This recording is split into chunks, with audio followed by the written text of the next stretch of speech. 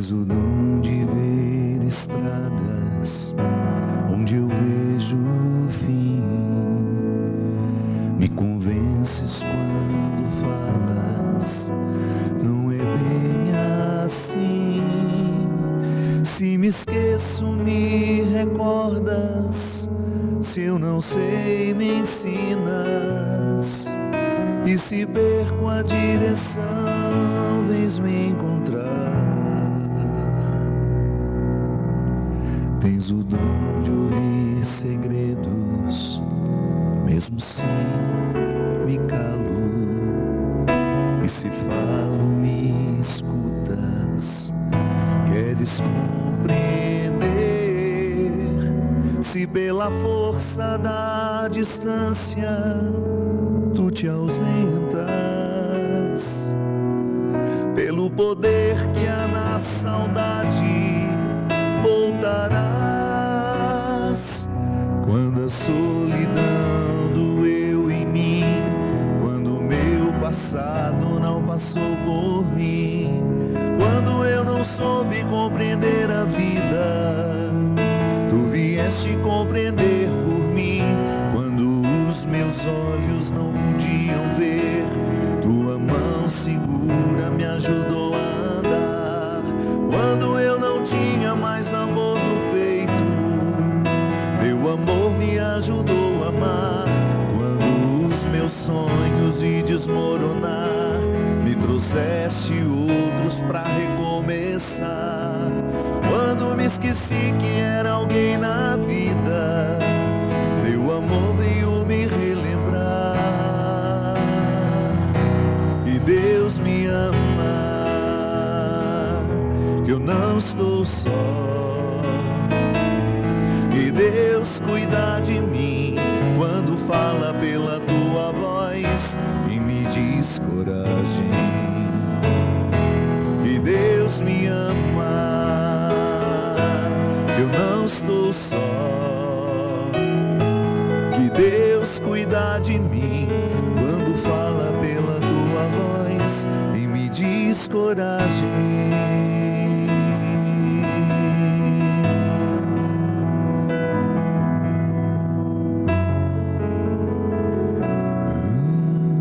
Tens o dom de ouvir segredos, mesmo se me calo.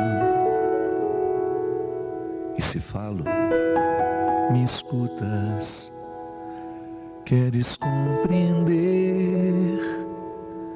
Se pela força da distância tu te ausentas,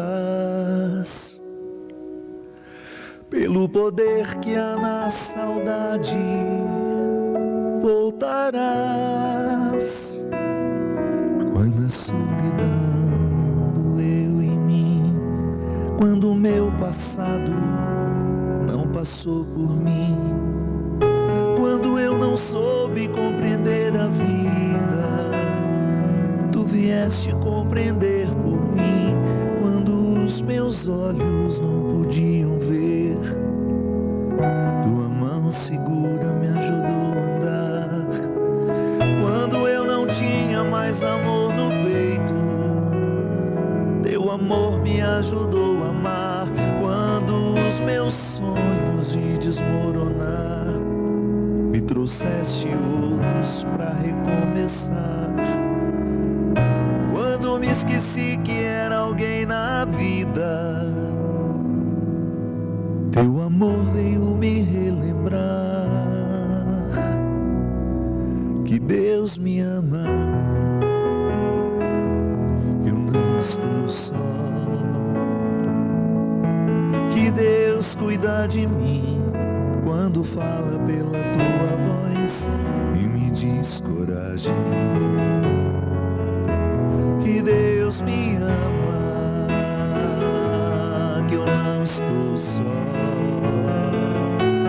que Deus cuida de mim quando fala pela tua voz e me diz coragem.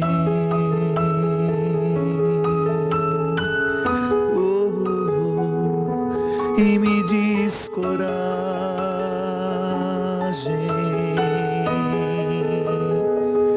e me diz coragem,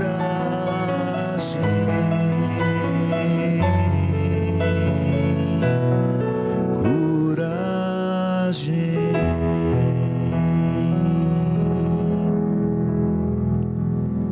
Muito boa noite, com muita alegria que nós começamos mais um programa Direção Espiritual.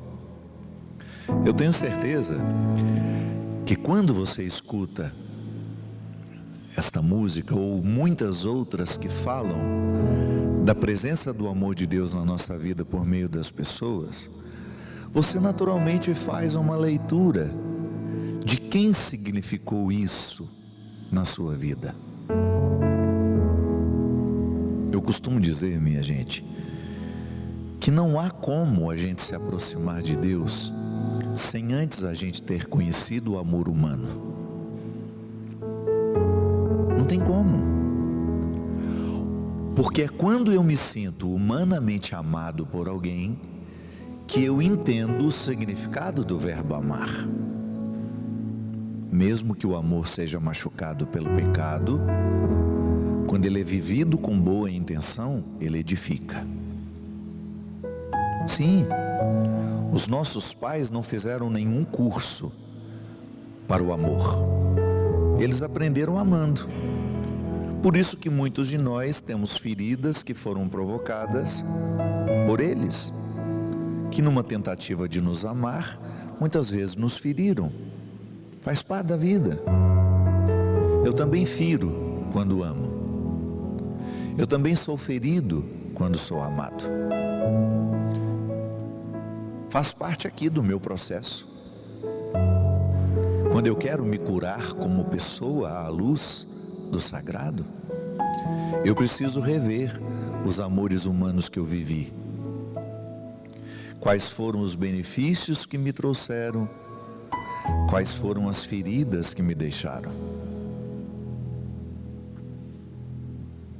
Por isso que conversão é um exercício constante de rever a vida. Quando eu olho para as minhas experiências humanas, eu consigo identificar nelas o que delas me favorecem como homem, como cristão, o que delas me desfavorecem como homem, como cristão. Você também sabe fazer isso. Sempre que eu estou diante de uma multidão falando de cristianismo, eu tenho consciência de que ali existem formas diversas de se viver o cristianismo, porque cada pessoa é uma história. Eu, por exemplo, quando nasci, eu comecei a receber a influência dos que me amaram. E o amor com que me amaram, ele pode ter me ajudado a entender o amor de Deus ou podem ter me dificultado. Vai depender. Quando eu estou diante de uma multidão, volto a dizer, eu estou diante de diversas formas de compreender o cristianismo. Por exemplo, se eu fui amado e motivado a ser solidário, e com a criança é mais fácil a gente conseguir isso. É muito mais fácil você ensinar uma criança a ser solidária do que ensinar um adulto. Porque o adulto já está cristalizado, né, como nós falamos na psicologia, que é quando você tem dificuldade de alterar alguma coisa no temperamento, no comportamento da pessoa. Uma pessoa cristalizada, Deus tem pouco acesso. Não é que ele não queira ter, é porque a pessoa coloca tantos obstáculos que fica difícil ele agir. Mas ele continua tentando, vai batendo, uma hora quem sabe. Mas, por exemplo, se eu fui uma criança educada para a generosidade, se desde muito pequeno a minha mãe me ensinou a dividir o que eu tinha e sobretudo quem eu era, que dividir o que se tem é uma coisa, dividir quem se é outra coisa. É muito mais fácil você tirar um dinheiro que está sobrando e dar a alguém isso você está dando o que você tem, do que você tirar 2 horas do seu tempo para parar e ouvir aquela pessoa. É muito mais exigente. Ou você retirar um tempinho do seu tempo, eu vou passar hoje 40 minutos lá no asilo da minha cidade. Vou lá ouvir os velhinhos, vou lá levar uns presentes, vou lá cantar uma música, você que é músico, vou lá fazer alguma coisa por eles. Ou sou fisioterapeuta, vou pedir uma licença lá à direção do asilo, para de vez em quando eu ir lá fazer uma massagem nos pés, aliviar um pouco das dores. Isso não é dar o que você tem, é dar quem você é, porque você está retirando o seu tempo e você está indo generosamente dar-se ao outro. Claro que você também, de alguma forma, dá o que você tem, porque se você estivesse cobrando por aquele serviço naquela hora, você estaria ganhando, mas você escolheu não cobrar. Você foi generosamente entregar alguma coisa a alguém. Então, quando sou educado para a generosidade, eu tenho muito mais facilidade de viver o cristianismo, porque sem generosidade não há cristianismo. Como eu gosto de dizer, pode até haver religião, mas cristianismo, adesão ao Cristo, vivência espiritual, não há. Posso ser católico, não falto uma missa, participo de todas as novenas, participo de todas as trezenas, estou sempre na primeira fila do banco lá na igreja. Sou catolicíssimo, mas ainda não sou cristão. Por quê? Eu só sou cristão quando eu tenho as virtudes de Jesus em mim. Sem generosidade pode até haver catolicismo, mas não há cristianismo. Posso até ser uma pessoa religiosa, mas não sou espiritual. Então, quem passou pela nossa vida e nos ensinou alguma coisa, deixou uma marca positiva em nós, será eternamente lembrado. Sabe por quê? O nosso cristianismo é construção. O nosso cristianismo é construção. E você sabe exatamente quem participou da construção do seu cristianismo. Aquele padre que lhe ensinou a rezar. Tem o padre que de repente num determinado momento da sua vida lhe ensinou a refletir. Tem aquele padre que lhe ensinou alguns exercícios de piedade. Tem aquele padre que ensinou você um pouquinho de teologia, um pouquinho de catequese. Aí saímos no mundo religioso. Aquela catequista, ou aquela vizinha, aquela pessoa que você de repente ouviu um conselho, nunca mais encontrou, mas foi importante para a edificação de uma virtude cristã na sua vida. Nós estamos aqui, por exemplo, com o livro do nosso querido Monsenhor Jonas Abib, que eu recomendo, se você ainda não leu. É fácil, só você entrar em contato com a Canção Nova, está aqui, é da editora Canção Nova. Nós estamos no mês de agosto, nós estamos no convento de Santa Clara, dia 11, foi dia dela. 350 anos do convento Santa Clara aqui, em Taubaté. Monsenhor Jonas Abib, o Flávio, nosso diretor, estava me contando que ele entregou e rezou e pediu que Santa Clara ajudasse na edificação do sistema Canção Nova de comunicação. Ela é padroeira da televisão.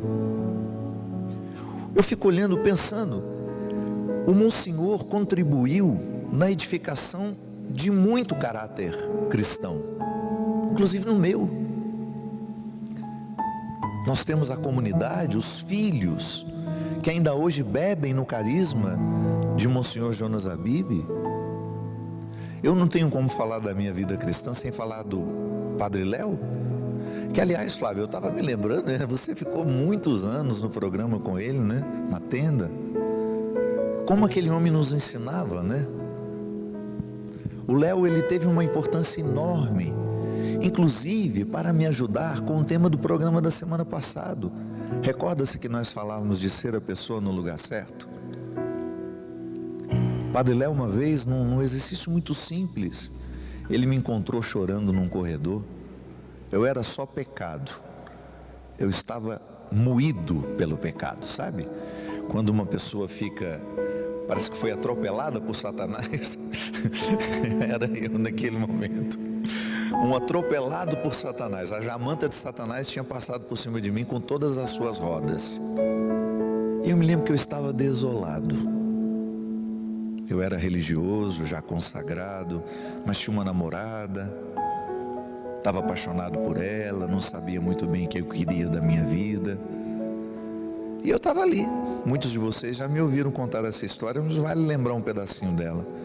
Eu tinha me levantado de madrugada, eu me lembro que eu passava noites em claro, não conseguia dormir. Pecado tira o sono, incoerência tira o sono. Estava me sentindo mal com a minha vida. Aliás, um dos sintomas do pecado é a gente se sentir mal com a vida que tem. E às vezes é acúmulo de pecado, acúmulo de erros. O ser humano foi feito para errar, não tem como. Eu erro o tempo todo.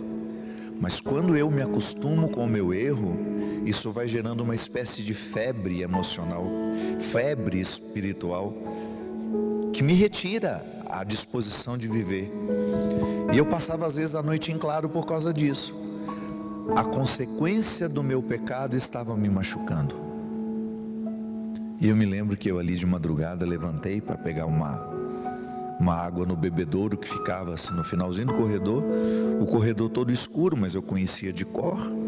Fui sem acender a luz para não clarear o corredor, e ali estava a porta de todos os quartos de todos os meus companheiros que dormiam ali.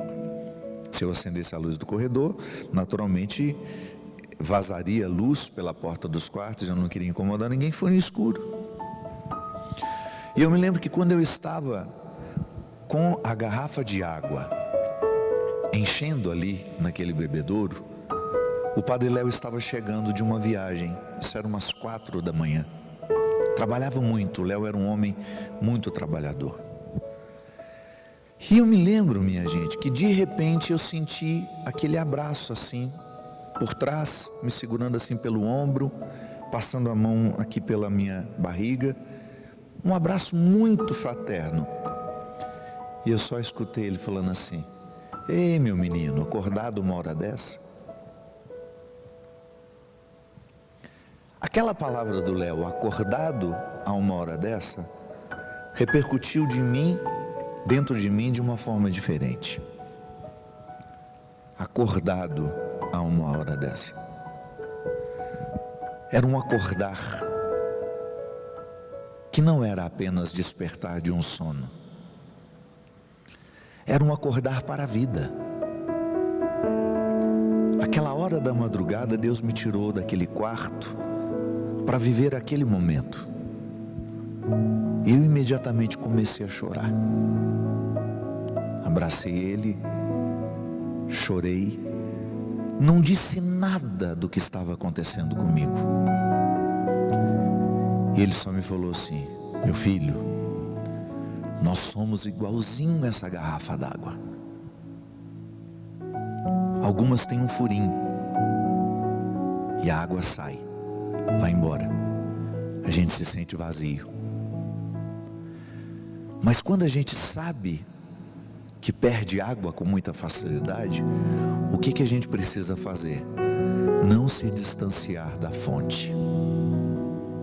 Fique próximo dela, e a sua garrafa nunca estará vazia. Eu me lembro, minha gente, que aquela frase me ajudou a entender o que significa viver em Deus. Sim, eu sou uma garrafa que se esvazia facilmente. É da minha personalidade. Como eu sou muito... A minha missão me coloca muito para os outros. Muitas vezes eu não tenho tempo de me recompor. E às vezes eu me sinto dando aquilo que eu já não tenho mais. Em muitos momentos foi assim. Em muitos episódios da minha vida, o meu cansaço existencial era resultado de de um desabastecimento. Acontece. Sabe quando você se sente vazio, parece que não tem o que oferecer? Pois é, só se você se aproximar da fonte. Quando você fica em Deus, mesmo que o pecado drene um pouco daquilo que é sagrado em você, você nunca deixa de repor, porque você sabe que a única forma de enfrentar a sua fraqueza é estando ligado em Deus. Aí a gente lembra da parábola que Jesus contou sobre a videira e os ramos. Eu sou um ramo da videira. As minhas raízes são nele, estão nele. E o Léo, naquele momento, ele me ajudou, ele me deu um substrato, digamos assim, que dura até hoje. Então a construção espiritual que ele me concedeu naquele momento, e reconstrução eu posso dizer, não terminou ainda. Então é muito bom a gente passar pela nossa história e lembrar quem nos colocou diante de Deus. Quem foram as pessoas que colaboraram para a edificação do nosso caráter cristão. E lembrar que hoje eu preciso ter vínculos assim. É interessante como no cristianismo não é possível viver na solidão. Você pode construir momentos de solidão, são importantíssimos para o nosso crescimento pessoal. De vez em quando volto para casa, a solidão é importantíssima na minha reconstrução. Mas depois eu preciso conviver. E eu preciso conviver com quem me agrega. Eu preciso reunir os meus. Nós nunca estivemos tão necessitados, minha gente, de descobrir quem são os nossos. Sabe? Se você quer viver de maneira saudável, espiritual, se você quer ter uma vida espiritual, você precisa se cercar de quem lhe ajuda a construir espiritualidade. Não tem como você querer a vida espiritual estando com pessoas que drenam o que você tem de espiritual. Não adianta você querer conciliar uma vida espiritual com os perfis de fofoca que você segue, que só vão trazer vida dos outros para você e de uma forma muito negativa. Nos Estados Unidos está havendo agora um movimento de deixar de seguir os influenciadores vazios, os que nos influenciam o vazio, o que nos influenciam a futilidade. Está na hora de nós cristãos tomarmos esse posicionamento. Quem você segue nas redes sociais? A quem você dá importância? A quem você escuta? Cuidado. Cuidado, porque às vezes você está querendo construir uma vida espiritual, mas está recebendo influências de quem não tem vida espiritual e de quem não contribui com a sua espiritualidade. Você pode dizer, padre, isso é exagero. Não é. Eu sou aquilo que eu estou absorvendo também. Eu sou aquilo que eu estou vendo, aquilo que eu estou ouvindo, aquilo que eu estou metabolizando aqui. Por isso, um exercício de conversão. Vai lá na sua rede social, dá uma olhadinha em quem você segue. Deixar de seguir aquilo que não influencia positivamente você é sem dúvida um exercício de mudança e de conversão. E trazer para bom, eu quero a partir de hoje influências positivas na minha vida. Cerque-se de pessoas que ajudarão você a despertar a coragem, a esperança e aquilo que você tem de mais nobre e de mais bonito. Que Deus nos abençoe neste propósito. Ele que é Pai, Filho e Espírito Santo. Amém. Até a semana que vem, se Deus quiser.